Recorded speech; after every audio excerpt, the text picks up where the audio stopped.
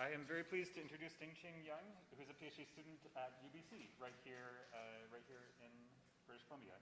His research interests include improving latency, energy efficiency, and security of DNN accelerators. Dingqing also adds, he's looking for internship opportunities. So if you have any leads, please reach out. Okay, thanks for introducing me. Okay, I'll get started.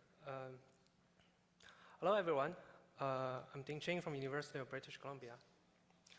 Welcome to the talk of a paper, HuffDuff, Stealing Pruned DNNs from Sparse Accelerator. This work is collaborated with Prashant and Mieszko.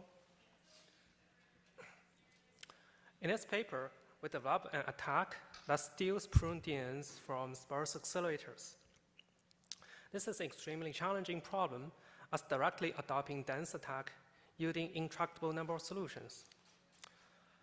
Our reverse engineered model not only matches the victim accuracy, but also enables follow-up attack that could cause severe impact on the victim system. What motivated us to look at this problem? AI inference has been pushed towards edge with accelerators like Google Edge TPU and the Intel Neural Stick 2, etc., for better latency, energy efficiency, and privacy. These accelerators also enable many applications like wearable health devices, robotics, and autonomous driving, where safety and privacy are the primary concern. However, the security vulnerability of edge-deployed DNN accelerator has not been extensively studied in the literature. Indeed, physical access-based attacks are particularly dangerous. The primary cause is that it is much easier for attacker to have physical access to device while deployed in the field. One practical type of attack is DRAM bus snooping attack. It is detrimental as they work even if the data transferred on the bus are encrypted. Prior work has shown that DRAM access patterns are sufficient to reverse engineer the model architecture, which further helps generate transferable adversary examples. So what are adversary examples? It adds small guided disturbance on a benign image to trick the model to mispredict. For example, trick the model to mispredict a stop sign, a speed limit with 86% likelihood. However, it does not work well in black box setting when the model is unknown. A reverse engineered model significantly improved attack transferability in the black box setting. Before we dive into our attack, let's begin with our threat model. We assume having a protected accelerator where data transferred to DRAM are encrypted so the attacker cannot observe the content using other physical access-based attack like code boot attack. We assume our accelerator can exploit sparsity from both weight and activation, while weight sparsity is resulted from model pruning, and the activation sparsity is resulted from ReLU activation function. How would the accelerator exploit sparsity?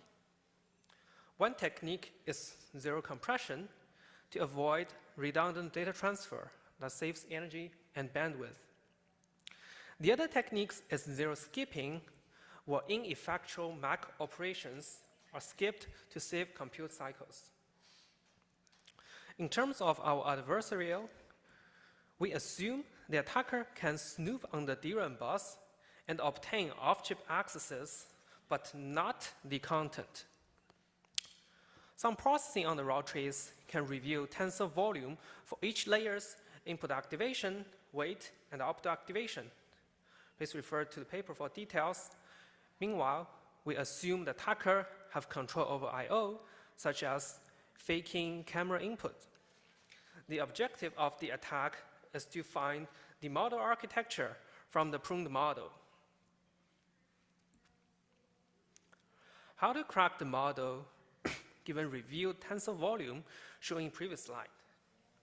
The dense layers are much easier to solve, but the sparse one is extremely challenging. Let's look at some examples. Imagine solving the shape for a 2D dense tensor having volume equal to 4. What are the possible solutions? In fact, very limited possibilities. It can be either 1 by 4 or 2 by 2. However, the same thing is extremely difficult for the sparse case. So if we look at the sparse counterpart, for example, solving 2D sparse tensor, again having 4 elements, the original size might be 2 by 3 with 2 element pruned, might be 1 by 5 with 1 element pruned, etc., that different possibilities would not even fit in my slides. In summary, dense cases are solved problem in literature. Well, you can build system equalities for each tensor. In our example, we have dimension 1 times dimension 2 equal to 4.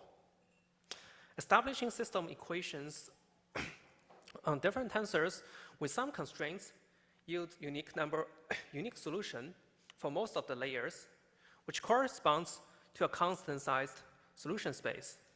For example, reverse engineering dense resonate 18 only result in 8 solutions. However, for the sparse case, we can only establish system of inequalities for each layer. In our example, it corresponds to dimension 1 times dimension 2 bigger or equal to 4. This will yield many solutions for all layers of the network, collectively bring exponentially increased solution space.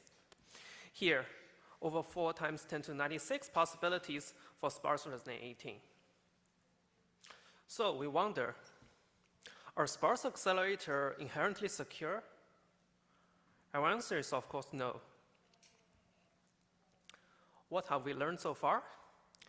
Directly applying the state of the method yield an intractable number of solutions.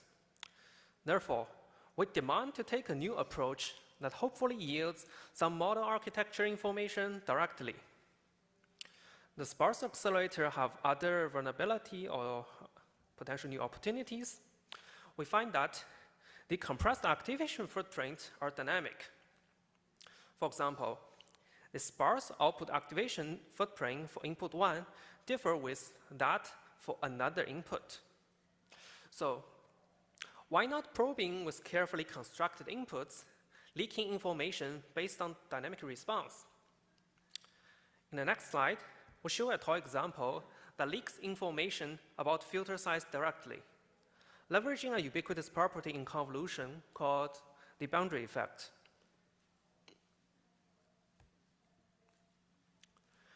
Imagine probing a single layer network with the following 5 by 5 input. We have a single non-zero located at input boundary, where everything else is 0. This layer has a 3 by 3 filter. What will be the output of the network? The red window represents the filter position. The first activation is 0, then non-zero, 0, and so forth. Now let's probe using a different input. This input probe has the exact same content, except the position of non-zero is shifted towards the center. Here's the output. Consider the third probe. Again, same content, but shifted towards the center. We directly review the output. What do we observe? Our input probes have the same content that only differs in position.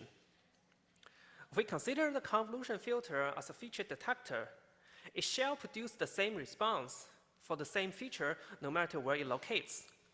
This is called translation invariance property for convolution.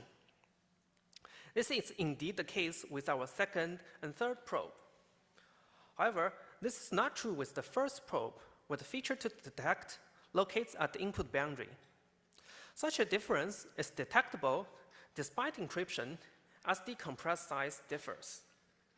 Such violation on translation invariance is referred to as the boundary effect. How does the boundary effect reveal secrets? For the same probing sequences, it produces different responses as the filter size varies. Given the same inputs, while filter size become 1 by 1. Let's look at the output. Notice that this time, there's no boundary effect across all the outputs. The takeaway here is that we can exploit boundary effect that produce secret-dependent response. Here specifically that the secret is our filter size. We don't have time to go into much details for the complete probing scheme. You can refer to the paper for more details. It indeed leaks most architecture information across all layers. When evaluating on a pruned resonant 18, we find the solution space has decreased significantly over 90 order of magnitude. How does our reverse engineered candidates help find transferable adversary examples? We find that 87% of adversary examples found using our reverse engineered candidates transfer to the victim, while a baseline pruned model only have 48% transferred. Our transfer rate in black box setting matched the SciMat white box setting, where our model with exact identical structure but differential initial seeding is used as the surrogate. In summary, we propose an attack scheme that steals pruned DNN from sparse accelerators. Our main insight is to leverage boundary effect, a ubiquitous property in convolution, to actively prune the network and generate secret-dependent response. Our attack reduced the solution space significantly from exponentially increased space to less than hundreds of candidates. Finally, our reverse engineered solution generates highly transferable adversary attacks on the victim, where our attack transfer rate matches the SciMat white box setting. Thanks for listening, and I'm happy to take questions.